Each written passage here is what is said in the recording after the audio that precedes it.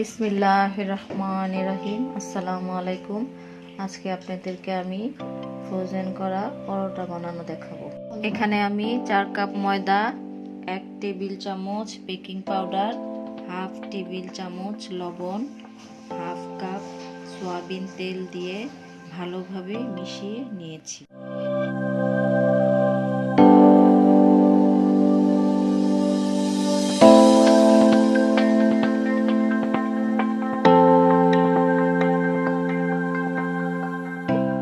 তারপর পরিমাণ মতো পানি দিয়ে ডোটা তৈরি করতে হবে। ডো যেন বেশি নরম বা শক্ত না হয়।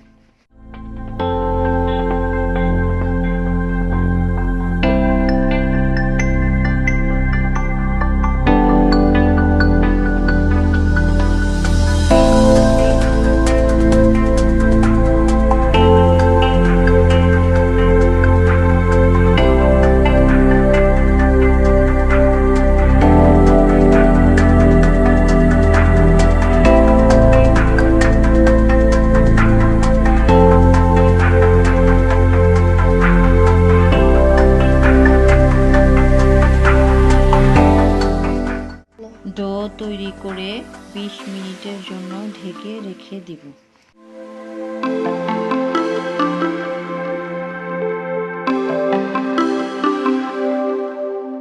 20 মিনিট পর ডোটাকে নিয়ে 8টি পিস করব, যা থেকে 8টি পরোটা বানানো যাবে।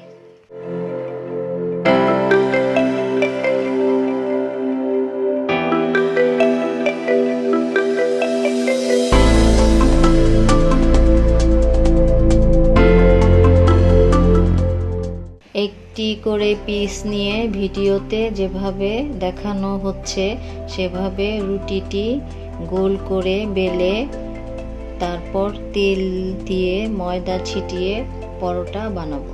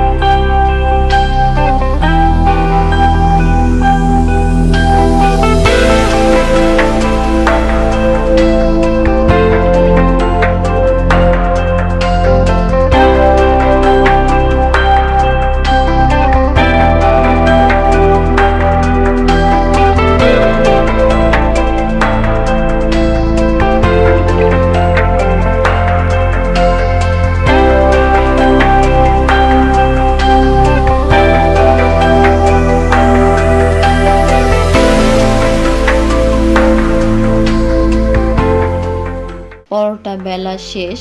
এখন পরোটাগুলো হালকা আঁচে ফ্রাই প্যানে ছেঁকে নিব।